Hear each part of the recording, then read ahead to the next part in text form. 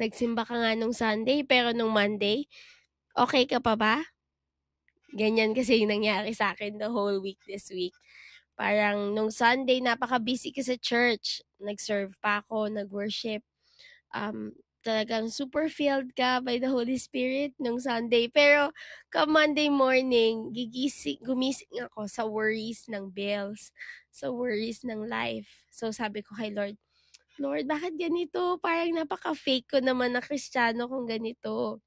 Tapos, na-remind niya ako na yung totoong worship ay hindi tuwing Sunday lang. Ang totoong worship ay yung kung paano natin isabuhay yung walk with Him na andiyan siya sa life natin.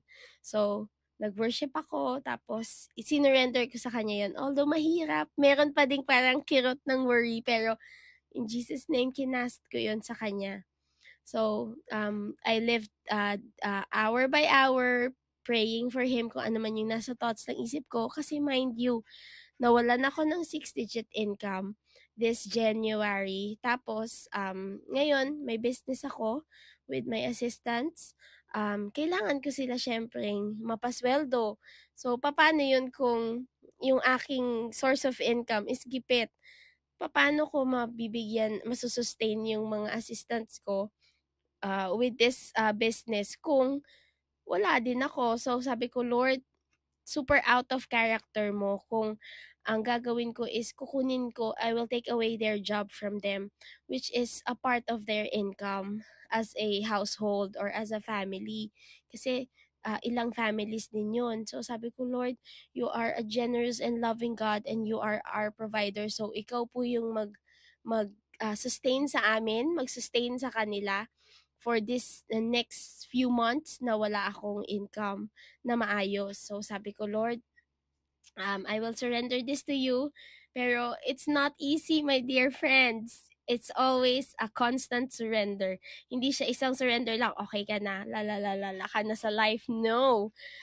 Constant surrender talaga siya. When you feel the temptation of worrying, I go back to His feet. All those most of the time, nagfe-fail ako pagka nag-worry kasi wino-work pa yun sa akin ni Lord. Pero in Jesus' name, I'm victorious. And I completely surrender it every time na nare-remember ko na He's a generous and loving God. So, come Wednesday, nagda-drive ako going home with my daughter. Tapos nakita ko yung kakaibang site with the Maya sa Philippines. Pero ang na-remember ko is sparrows na sabi ni Lord. Ito, ifa-flash ko dito sa screen. Di ba? Ang cute. Instead na yung typical na lumilipad sila na nakikita ko dito. Kasi nasa suburban. So, madami talagang ibon, nature. Kaya, typical yung Maya for me and other birds. Pero, yung ginagawa nila dito, nagsa-sand dusting sila ng kanilang wings. Kaya sabi ko, Lord, parang kakaiba naman yun. Thank you for that sight. Pero, nung pag-uwi ko, hindi pa din siya mawala sa isip ko. Kaya, ang ginawa ko, I went back to meditating on the word kasi nga syempre 'di ba nagsa-struggle nga ako about worries this week.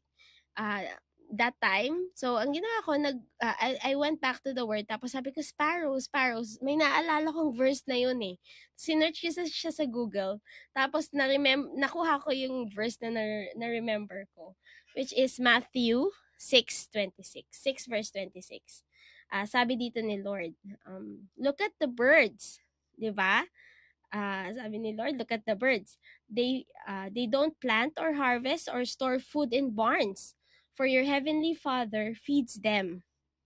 And aren't you far more valuable to Him than they are? Can all your worries add a single moment to your life? Ouch! Parang, oo nga no, Lord. Yung time pa lang na yun, parang ouch agad, parang ouch, oo nga naman, parang I keep on wasting my life worrying. Pero yung season of lack pala natin is just there to teach us a lesson. Kasi nga, we are more valuable than these sparrows, than the birds. Hindi lang naman tayo birds na bibigyan lang ni Lord ng patoka or anything there. Hindi. He wants us to learn. He wants us to know His presence.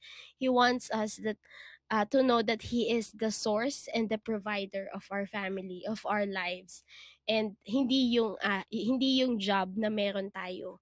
So ayun, parang inano sa akin ni Lord yun na parang ang galing, parang ang galing na yun pala yung gustong ipa-learn sa akin ni Lord this season na nagkaroon nga ako ng 6-digit income job nun, pero hindi yun ang Diyos ko, hindi yun ang source ng income ko. He will be able to provide for me continuously kahit wala yung job na yun kasi He can provide for me in different resources. Ang galing. And ngayon nga, past 6 months, buhay pa naman kaming mag-iina. Nakapag-Boracay pa kami, mind you. Kasi yung time na yun, yung Boracay na yun, super blessing yun. Na-book ko na yun ahead before ako mawala ng job. So sabi ko, Lord, pagdating ko sa Boracay, paano na? Paano na yung expenses? Pero God is so good. Talagang na-provide niya sa amin, na pa-family yun, di ba? Another testimony. Pero, ngayon, nag-worry pa din ako sa bill. Sabi ko kay Lord, pero Lord, paano na yun yung sa bills ko? 6 months na wala akong parang another source of income na malaki. So, paano na yan, Lord? So, I was honest to God. I surrendered it to Him again and again. Ganun naman po talaga dapat siguro. Or ganun naman po talaga dapat na we continuously surrender it at His feet. Tapos, after nun, I rested in His presence. I sang praises na para mawala yung worries ko. Tapos, mind you, midnight that day, a client messaged me offering me a job. God is so good! As in, ano yun, parang, di ba, 6 months na ako nawala ng job. Dati pa yun, parang a month ago, nag-interview na kami or less than a month. So, akala ko dead na yung opportunity na yun. Tapos, biglang, oh my goodness, God is so good. Talagang alam niya kung kailan niya tayo i-bless more. Kasi yung season ng lack is a learning process. And then what we need to learn too, that number 1, He is our resource. Number 2, you have what you need because He is a God who knows everything. He plans everything and He goes before us. Kaya we have what we need. You just need to get your resources, manage your resources well, and He will supply everything else na. So, ayun, sabi ko, Lord, ang galing. Thank you, Lord, for this. Thank you for this victorious week na after 6 months of learning, lesson learned, another chapter na naman ang magbubukas. And this is a chapter of giving naman, I think. So, I'm excited for this new chapter. Kasi after learning everything na He is my resource, my next chapter would be a giving chapter naman. Kasi yun yung pinuput ni Lord sa heart ko ngayon. So, thank you for listening. Thank you for bearing with me up to now. God bless you and more story time. Bye!